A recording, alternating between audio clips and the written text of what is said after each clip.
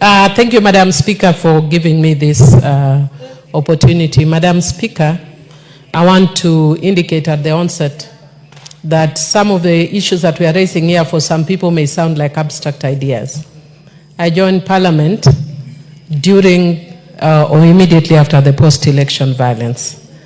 Madam Speaker, I was part of a humanitarian committee for my party, ODM, that documented cases of post-election violence.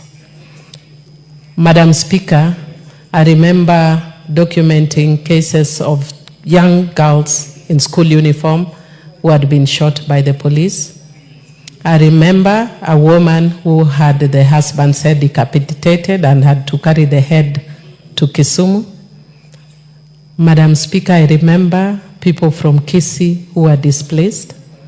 Madam Speaker, I remember people who are from central Kenya but in the diaspora who are displaced. We went to a specific camp where people were all displaced, but they were in different camps. There was a camp that had predominantly the Kikuyus, and then there was a camp that had the Luos, Luyas, and the Kisis.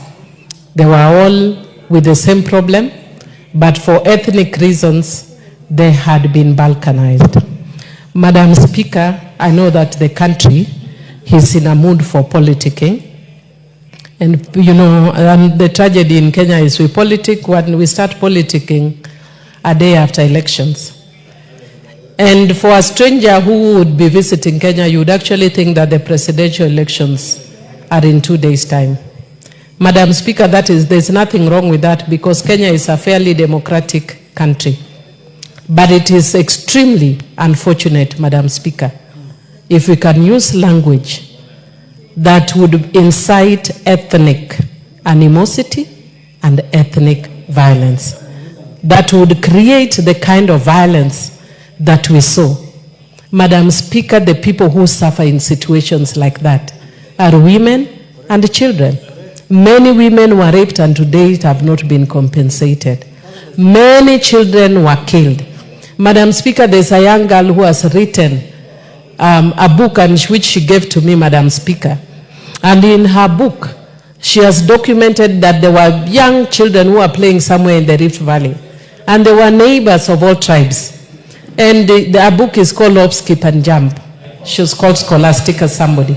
Madam Speaker, she documents how she changed from being an innocent child to looking at her neighbors from a tribal lens. She was raped, she underwent violation, and she lost her childhood. Madam Speaker, there are things we cannot afford to joke with or play with. Madam Speaker, I would want to encourage the Deputy President, former Deputy President, that I know is feeling very bitter at the way things stand around.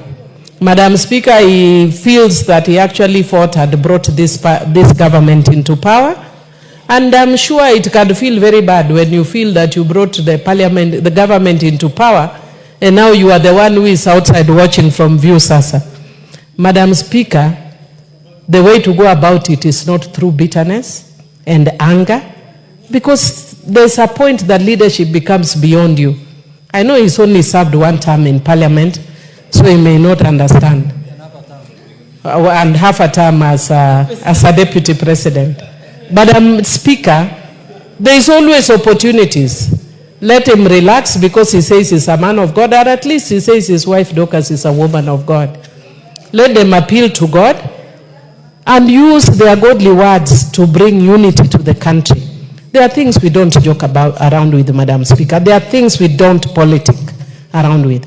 And one of them is the peace and security of this country. In terms of sharing and having views and going around and talking to people, that's all very well.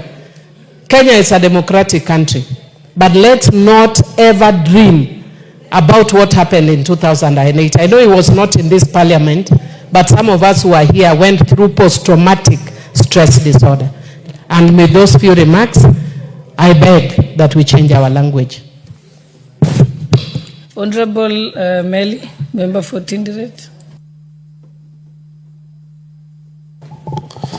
Thank you, Honorable Speaker.